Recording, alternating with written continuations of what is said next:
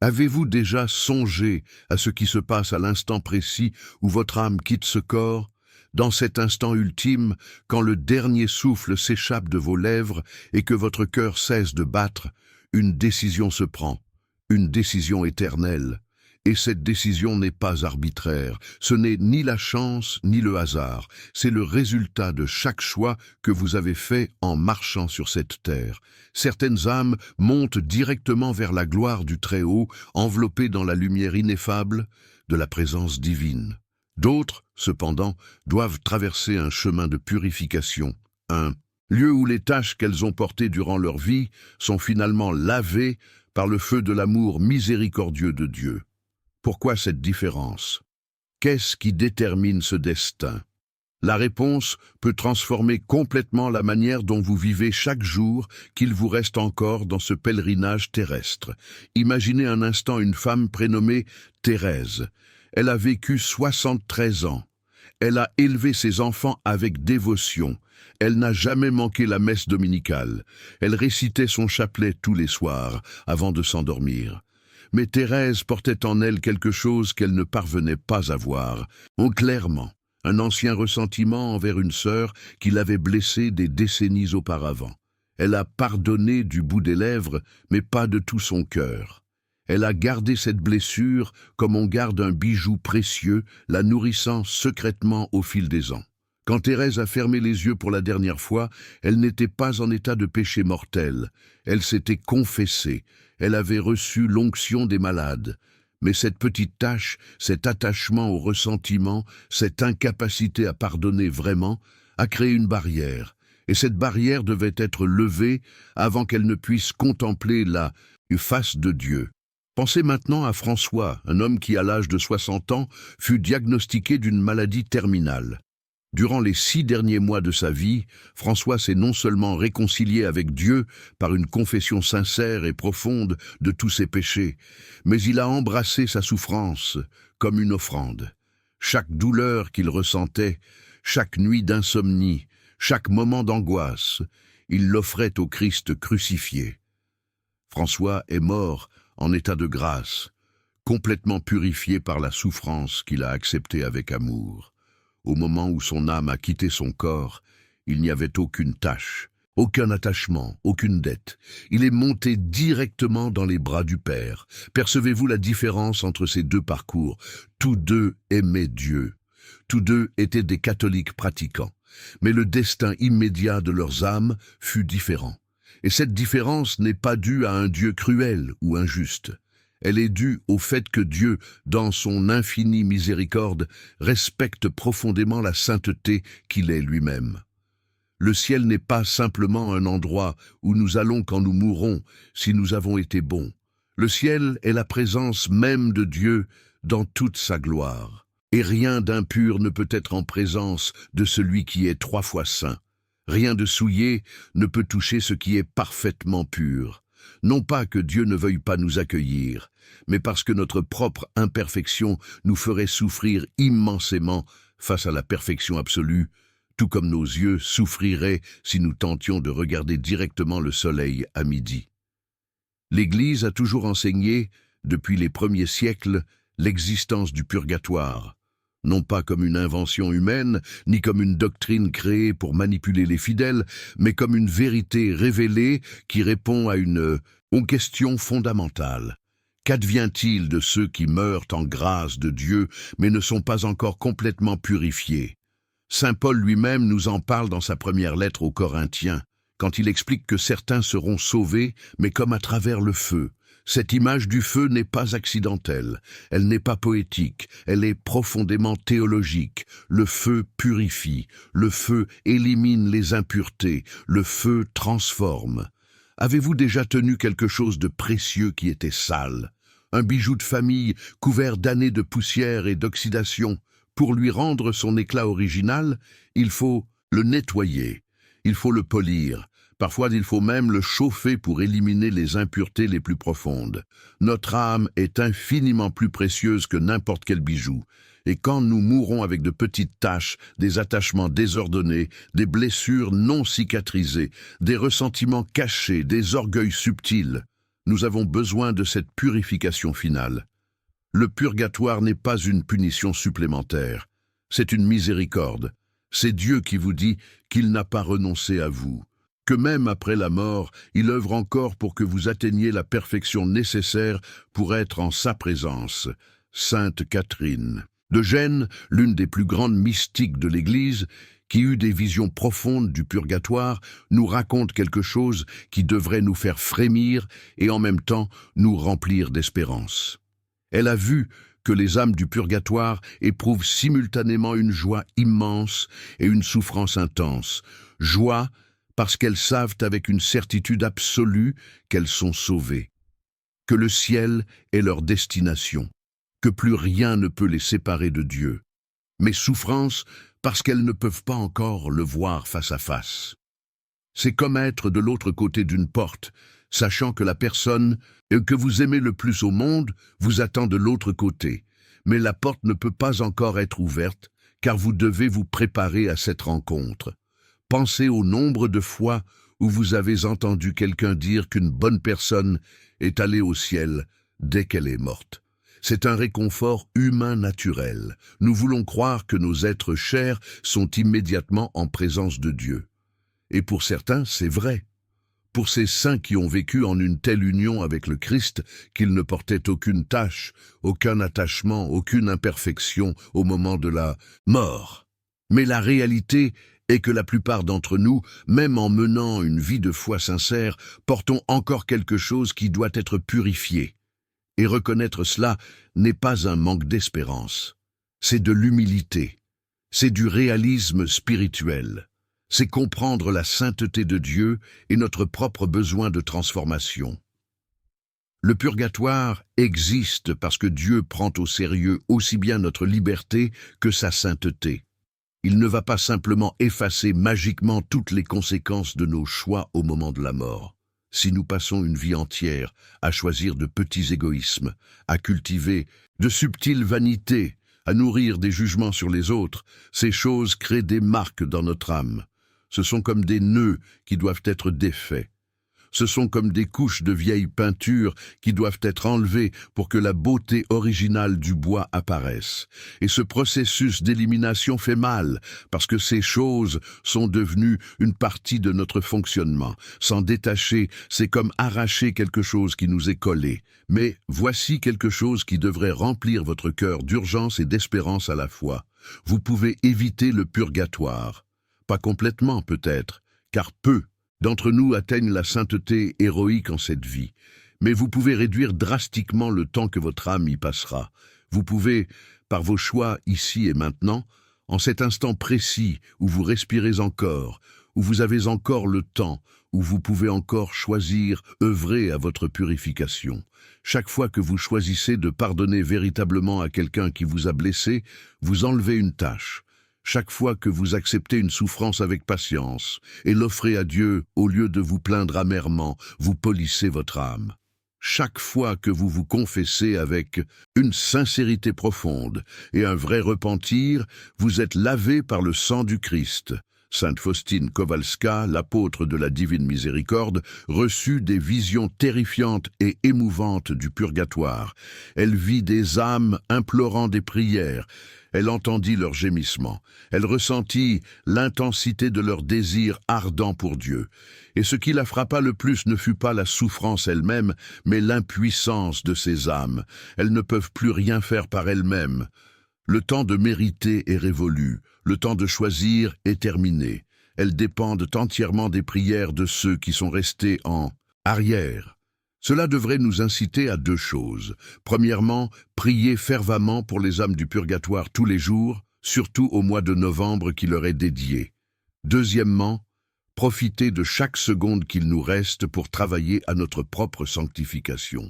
Saviez-vous qu'il existe des indulgences plénières qui, sous certaines conditions, peuvent effacer complètement la peine temporelle due à vos péchés ?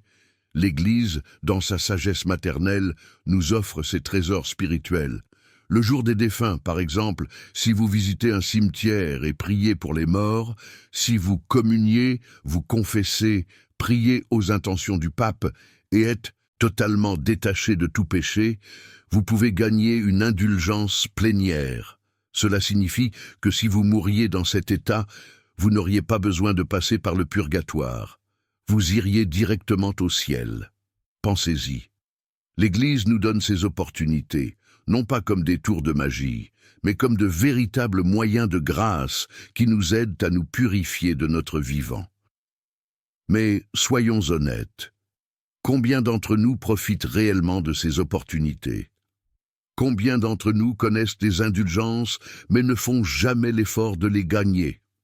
Combien d'entre nous allons à la messe, mais arrivons en retard, partons en courant, parlons pendant la consécration, recevons la communion sans la préparation due? Combien d'entre nous nous confessons, mais ne faisons pas un véritable examen de conscience? Mentionnons seulement des péchés superficiels et sortons de la confession sans ferme résolution de changer. Ces choses sont importantes. Elles sont immensément importantes, car ce que vous faites maintenant détermine ce qui vous arrivera après. Saint Padre Pio, qui avait le don de lire les âmes et de voir des visions mystiques, mentionnait souvent les âmes du purgatoire. Il disait qu'elles venaient à lui pour demander des prières. Il voyait leur état, et il nous a avertis à maintes reprises de l'importance de vivre en état de grâce. Padre Pio nous a dit que le purgatoire est réel, que la souffrance y est intense, mais que c'est une souffrance pleine d'espérance car elle a une fin. Contrairement à l'enfer, d'où il n'y a pas d'issue, le purgatoire est un lieu de passage.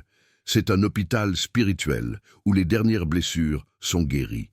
Maintenant, laissez-moi vous poser une question qui pourrait changer complètement votre perspective.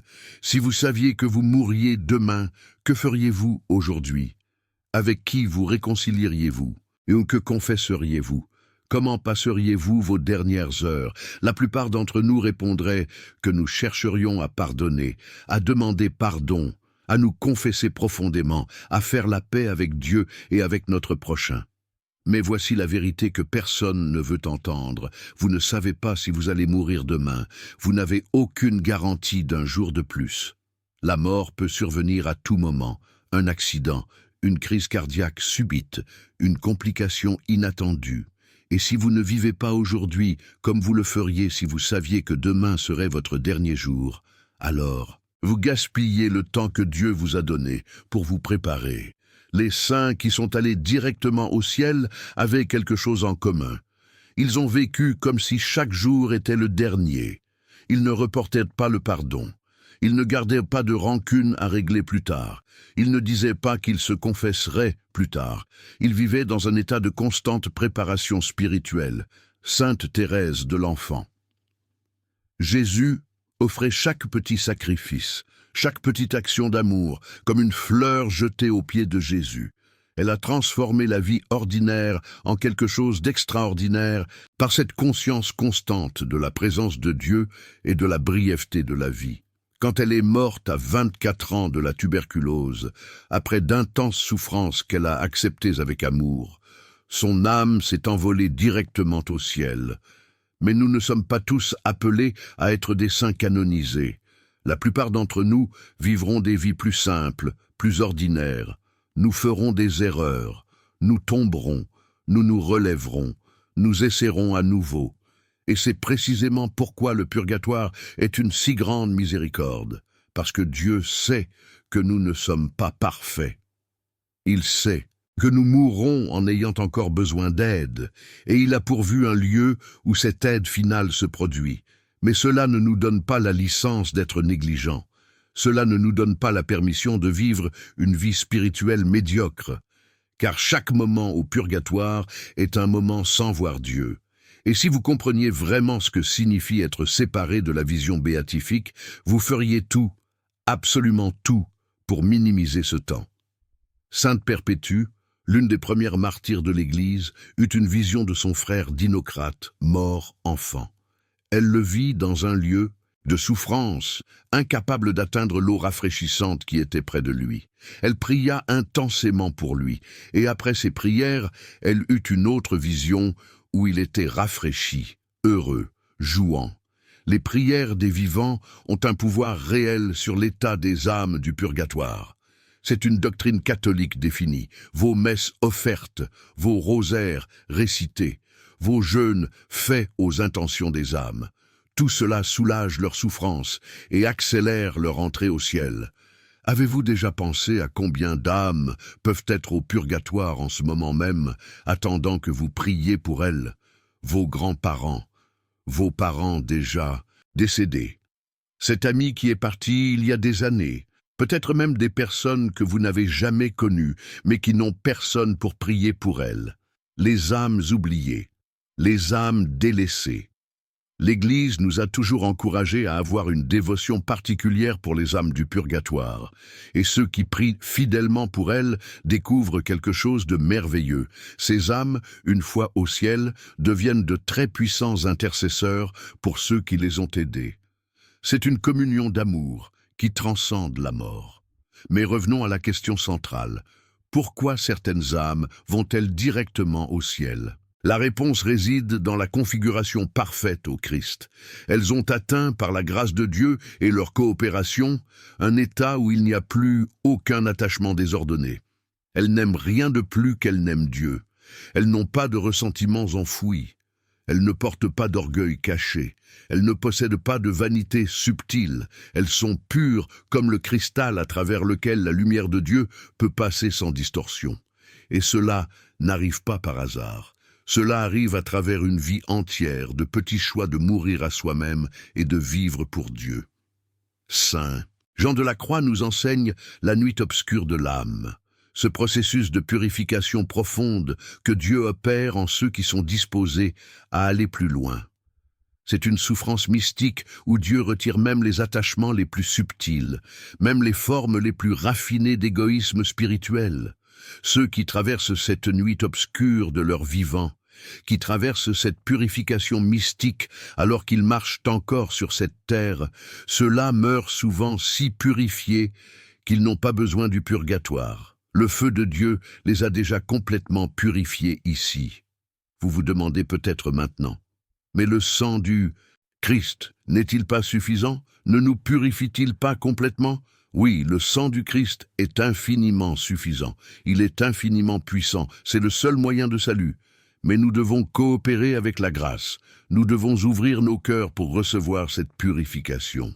Nous devons permettre que le sang du Christ lave non seulement les péchés mortels qui nous séparent de Dieu, mais aussi les imperfections, les attachements, les petites souillures. Et cette coopération se produit par les sacrements, par la prière, par la souffrance acceptée avec amour, par le service des autres, par une vie de vertu croissante. Il y a quelque chose de profondément émouvant à savoir que Dieu nous aime tant qu'il ne nous laissera pas imparfaits, qu'il fera ce qu'il faut pour nous préparer à être en sa présence. Le purgatoire n'est pas un signe de la colère de Dieu, c'est un signe de son amour inflexible. Il n'abandonnera pas même après la mort, il achèvera l'œuvre qu'il a commencée. Comme saint Paul l'a écrit aux Philippiens, celui qui a commencé en vous cette bonne œuvre l'amènera à son terme, jusqu'au jour de Jésus-Christ. Pour certains, cet achèvement est produit totalement de leur vivant. Pour la plupart, elle a besoin de continuer au-delà du voile de la mort. Mais voici quelque chose qui doit nous emplir d'une sainte crainte. Le temps passé au purgatoire peut être très long. Certains saints qui ont eu des visions du purgatoire nous parlent d'âmes qui y sont depuis des siècles. Imaginez passer 100 ans, 200 ans, 500 ans, consumés par le désir de voir Dieu, mais ne le pouvant pas encore. Ce n'est pas pour nous effrayer jusqu'au désespoir, c'est pour nous éveiller à la gravité de la vie spirituelle. Chaque péché véniel a des conséquences. Chaque attachement désordonné doit être défait. Chaque imperfection doit être enlevée. Et si nous ne faisons pas ce travail ici, il sera fait là-bas. Mais là-bas, nous ne pouvons plus mériter. Là-bas, nous dépendons entièrement de la miséricorde de Dieu et des prières des vivants. Saint François de Sales nous offre une image à la fois magnifique et terrible. Il dit que la moindre souffrance au purgatoire dépasse la plus grande souffrance de cette vie. Parce que c'est une souffrance purement spirituelle. Ce n'est pas une douleur physique, c'est la douleur de ne pas pouvoir atteindre ce que l'âme désire le plus. C'est la douleur de voir clairement toutes les opportunités gâchées. C'est la douleur de comprendre pleinement la valeur de chaque grâce que nous avons ignorée dans la vie. C'est la douleur de l'amour non pleinement réalisé. Mais parlons maintenant de quelque chose de pratique que vous pouvez faire dès aujourd'hui. Vous pouvez commencer à vivre d'une manière qui minimise drastiquement votre besoin de purification après la mort.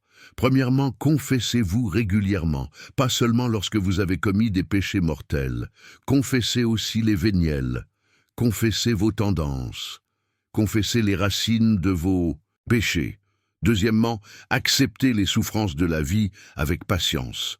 La maladie que vous avez, la difficulté financière que vous rencontrez, la relation difficile que vous devez supporter. Tout cela peut être offert à Dieu comme purification dès à présent. Troisièmement, pratiquez la charité héroïque. Pardonnez non seulement par des mots, mais par des actions. Faites du bien à ceux qui vous ont fait du mal. Cela brûle les impuretés de l'âme, comme rien d'autre ne le peut.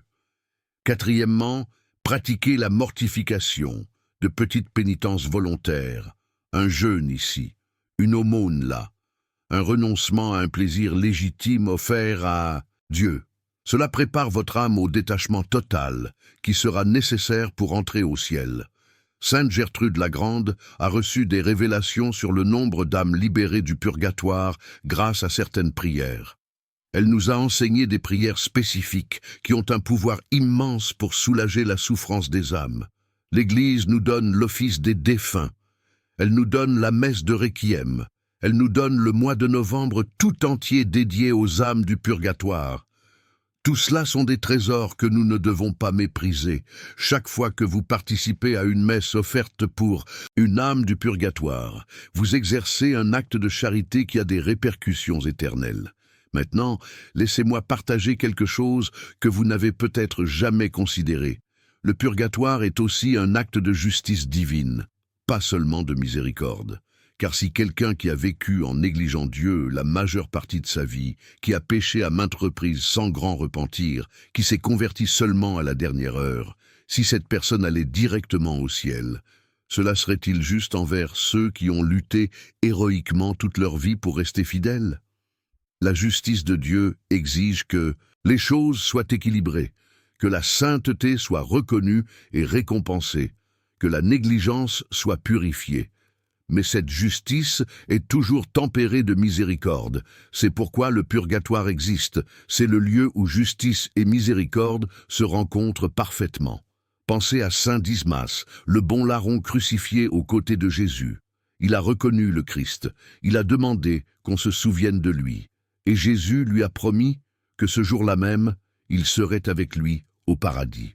Cela a été possible parce que la souffrance que saint Dismas endurait sur la croix, acceptée avec foi et un repentir sincère, a purifié complètement son âme.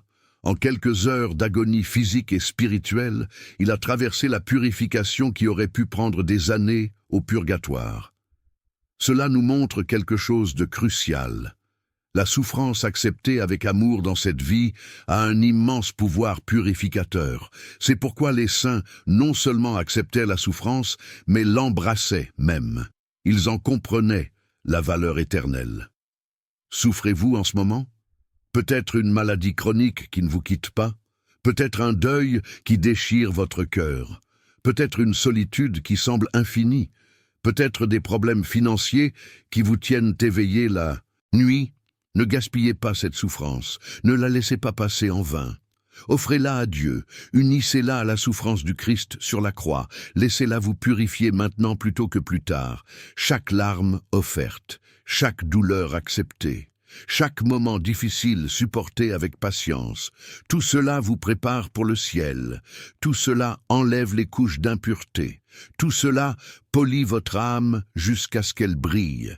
Saint José Maria Escrivá nous a enseigné la sanctification du travail ordinaire, que chaque tâche quotidienne, chaque responsabilité mondaine peut être transformée en prière et en purification lorsqu'elle est faite par amour de Dieu. La mère qui change des couches en pensant qu'elle sert le Christ en cet enfant. le travailleur qui accomplit son service avec excellence comme offrande à Dieu, la personne âgée qui accepte ses limitations comme participation à la passion du Christ. Tout cela a une valeur éternelle. Tout cela travaille à votre sanctification actuelle. Mais qu'en est-il de ceux qui meurent sans aucune préparation, ceux qui ont vécu toute leur vie loin de Dieu et meurent en état de péché mortel? Pour ceux-là, il n'y a pas de purgatoire. Pour ceux-là, il n'y a que l'enfer. Car un purgatoire n'est que pour ceux qui meurent en état de grâce, mais ne sont pas encore complètement purifiés. Si vous mourrez en état de péché mortel sans repentir, vous avez choisi de vous séparer de Dieu pour toujours. Et Dieu respecte ce choix, parce qu'il respecte votre liberté. C'est pourquoi l'Église nous a toujours rappelé les fins dernières, la mort, le jugement, le ciel et l'enfer. Méditer sur ces réalités n'est pas morbide, c'est sagesse. C'est une préparation à ce qui est inévitable et éternel. Connaissez-vous l'histoire de Saint Jean Bosco et de ses rêves sur l'enfer et le purgatoire? Il a vu des choses qui l'ont profondément marqué et ont complètement transformé son apostolat. Il a vu des jeunes qu'il connaissait dans la vie et a été horrifié de découvrir que certains étaient perdus pour toujours. Mais il a aussi vu que beaucoup étaient au purgatoire, et cela lui a donné de l'espoir. L'espoir que ses prières et ses messes pouvaient encore les aider. Cela l'a motivé à être encore plus fervent dans l'enseignement aux jeunes de l'importance de vivre en état de grâce. Ce que Saint Jean Bosco a vu, c'est que le purgatoire a différents niveaux d'intensité. Certaines âmes souffrent plus, d'autres moins, selon ce qu'elles ont besoin de purifier. Celles qui n'ont que de petites imperfections passent par une purification plus douce et plus courte. Celles qui sont mortes, avec des péchés véniels graves, avec des attachements profonds, avec beaucoup de négligence spirituelle, celles-là passent par une purification plus intense et plus longue. Mais toutes finiront par atteindre le ciel. C'est la différence fondamentale entre le purgatoire et l'enfer. Le purgatoire est temporaire, l'enfer est éternel. Imaginez maintenant que vous êtes devant le Christ au moment de votre jugement particulier, et il vous regarde, avec un amour infini, mais aussi avec une vérité absolue. Il voit tout, chaque pensée que vous avez eue, chaque mot que vous avez prononcé, chaque action que vous avez faite, chaque opportunité que vous avez gâchée, chaque grâce que vous avez ignorée. Rien n'est caché, rien ne peut être dissimulé. Vous êtes complètement nu devant la vérité, et à ce moment-là, vous verrez vous-même clairement si vous êtes prêt pour le ciel, ou si vous avez encore besoin de purification. Ce ne sera pas Dieu qui vous imposera quelque chose d'injuste, ce sera vous-même qui reconnaîtrez votre besoin. Sainte. Faustine nous raconte qu'à ce moment du jugement particulier, l'âme voit Dieu tel qu'il est réellement. Et si l'âme est tachée, elle se jette d'elle-même dans le purgatoire parce qu'elle ne peut supporter d'être impure devant la pureté infinie. C'est comme si vous étiez couvert de boue et que quelqu'un vous invitait à entrer dans la plus belle et la plus propre maison que vous ayez jamais vue. Vous-même ne pourriez pas entrer sans vous laver d'abord. Non pas parce que le propriétaire de la maison ne vous aime pas, mais parce que votre propre souillure vous empêcherait d'apprécier la beauté et que vous vous sentiriez terriblement mal à l'aise. C'est ainsi avec le ciel. Notre imperfection nous empêcherait de jouir de la béatitude si nous y entrions sans être prêts. Mais voici la bonne nouvelle qui doit faire bondir votre cœur de joie. Vous êtes encore en vie, vous avez encore du temps. Vous pouvez encore choisir. Chaque instant qui passe est une opportunité de vous purifier davantage, de vous sanctifier davantage, de mieux vous préparer. Ne gaspillez pas un seul jour, ne gaspillez pas une seule heure. Vous ne savez pas combien de temps il vous reste. Utilisez bien le temps que Dieu vous donne. Vivez chaque jour comme si c'était une préparation à la rencontre avec lui. Saint Louis-Marie Grignon de Montfort nous a enseigné la consécration totale à Jésus par Marie. Et il a promis que ceux qui vivent cette consécration sincèrement bénéficient d'une protection spéciale à l'heure de la mort.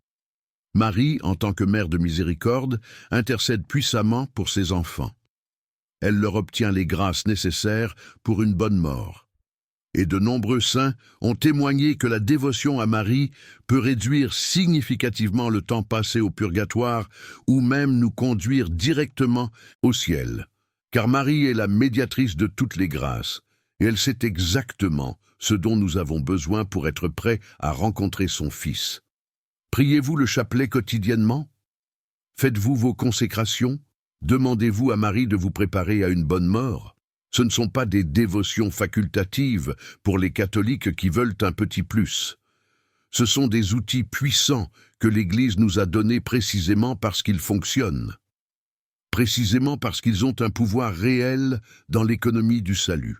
Notre-Dame est apparue à Fatima et a spécifiquement demandé la prière du chapelet pour le salut des âmes. Elle ne faisait pas une suggestion désinvolte, elle nous donnait une arme spirituelle d'une immense puissance. Parlons maintenant des signes d'une âme qui est prête à aller directement au ciel. Premièrement, un détachement total des choses matérielles. Cette personne n'a pas son cœur attaché aux possessions, à l'argent, au confort. Elle utilise les choses de ce monde, mais ne s'y attache pas. Deuxièmement, un pardon complet. Il n'y a aucune rancune gardée dans son cœur. Elle a pardonné à tous ceux qui l'ont blessée du fond du cœur, pas seulement superficiellement. Troisièmement, une humilité profonde. Elle reconnaît sa complète dépendance à Dieu. Elle n'a pas d'orgueil subtil. Elle ne se considère pas meilleure que les autres. Elle ne cherche pas la reconnaissance humaine. Quatrièmement, un amour ardent pour Dieu. Dieu est réellement le centre de sa vie. Non seulement en parole, mais en action. Elle choisit Dieu par-dessus tout, toujours. Combien de ces caractéristiques reconnaissez-vous en vous-même? Soyez honnête. Il ne s'agit pas de désespérer si vous ne les avez pas toutes, peu les ont, mais il s'agit de vous motiver à chercher, à travailler, à grandir. Chaque jour, vous pouvez faire un pas vers cet idéal. Chaque jour, vous pouvez mourir un peu plus à vous-même et vivre un peu plus pour Dieu. Sainte Thérèse d'Avila nous parle des différents degrés de l'oraison, et elle explique que plus la vie de prière d'une personne est profonde, plus elle se purifie. Car dans la prière intime avec Dieu, il montre les domaines qui doivent être travaillés. Il éclaire les recoins sombres de l'âme. Il guérit les vieilles blessures. La prière contemplative, en particulier, a un immense pouvoir purificateur. C'est dans ces moments de silence profond devant Dieu qu'il peut travailler le plus efficacement en nous. Consacrez-vous un temps réel à la prière contemplative, ou votre vie de prière consiste-t-elle seulement à réciter des formules rapidement? Dieu veut une relation réelle avec vous.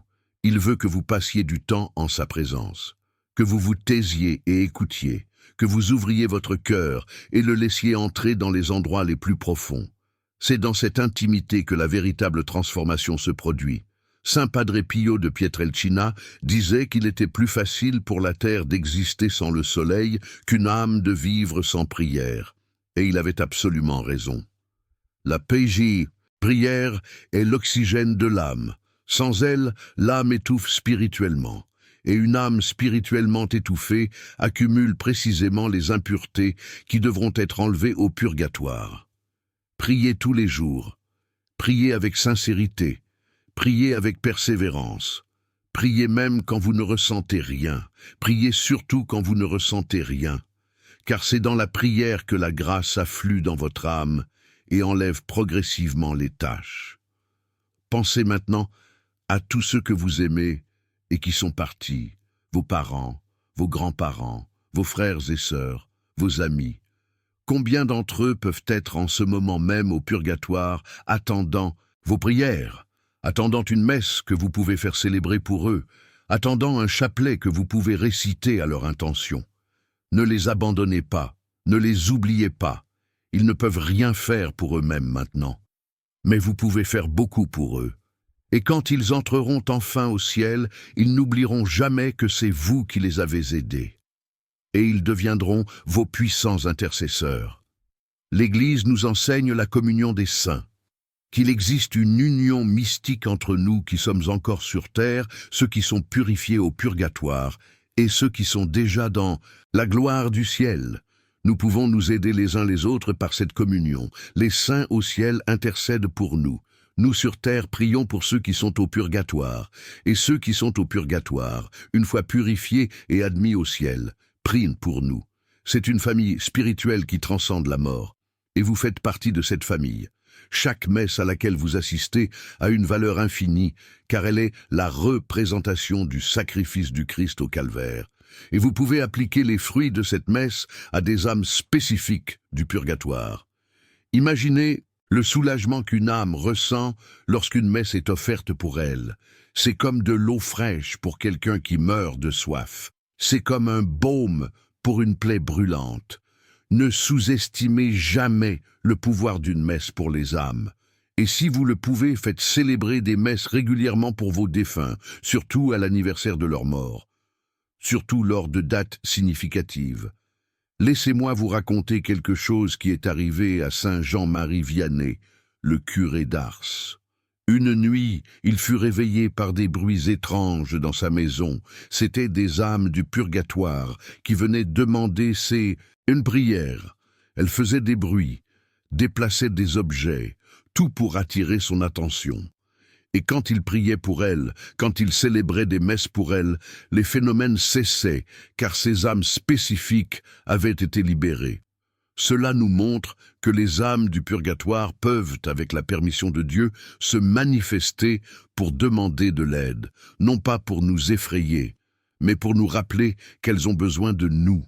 Avez-vous déjà ressenti la présence de quelqu'un qui est parti ?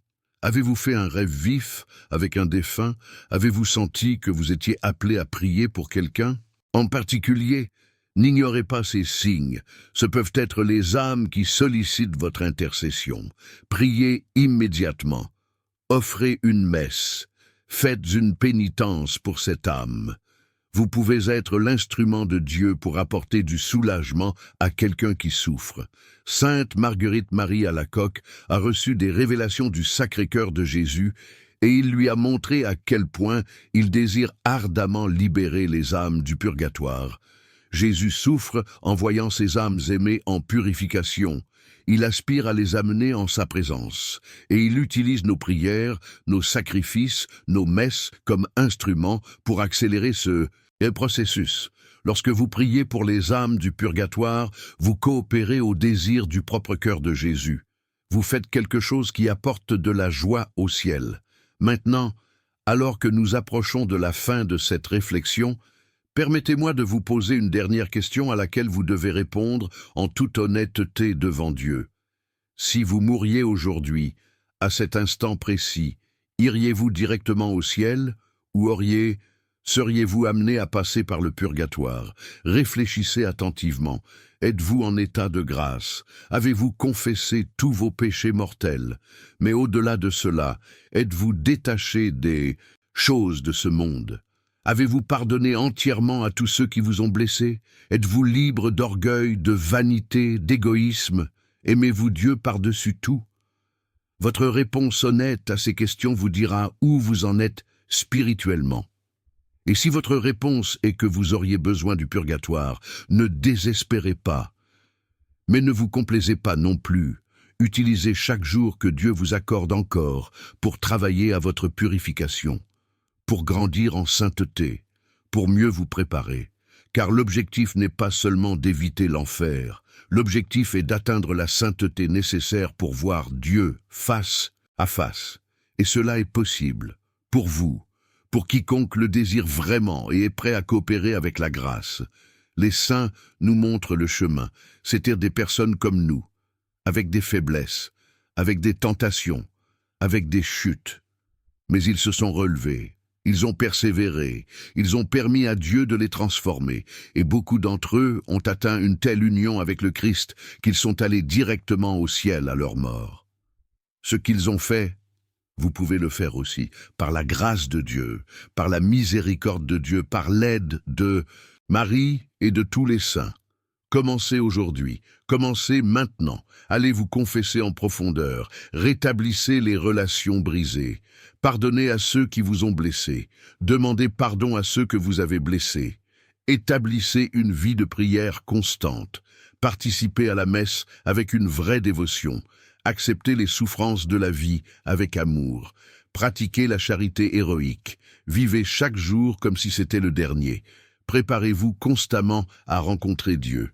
Et priez, priez beaucoup pour les âmes du purgatoire, car un jour vous pourriez en être une. Et vous voudrez que quelqu'un se souvienne de vous aussi. Le purgatoire est réel. Le ciel est réel. L'enfer est réel. Et ce que vous faites ici et maintenant détermine où vous irez. Ce n'est pas un choix que vous pouvez remettre à plus tard.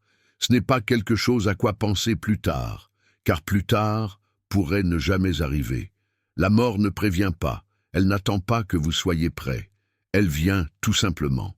Et quand elle viendra, vous serez préparé ou non. Il n'y a pas de seconde chance après. Il n'y a pas de retour en arrière possible pour corriger les choses. Ce que vous êtes au moment de la mort est ce que vous serez pour toute l'éternité. Alors, ne gaspillez pas un seul jour de plus à vivre loin de Dieu.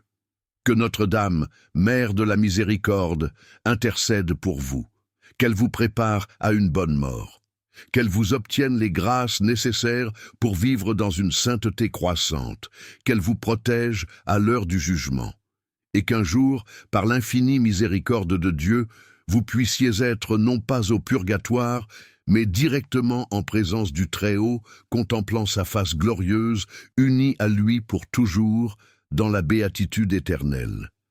Qu'il en soit ainsi pour vous, qu'il en soit ainsi pour nous tous, qu'il en soit ainsi pour toutes les âmes que Dieu a créées pour être avec lui au ciel. Amen. Ne manquez pas notre prochaine vidéo qui apparaît sur votre écran maintenant. C'est une révélation qui pourrait changer complètement votre compréhension des derniers jours et du rôle que vous êtes appelés à jouer. Cliquez sur l'affiche et découvrez. Que Dieu vous bénisse et vous conduise toujours plus près de son cœur.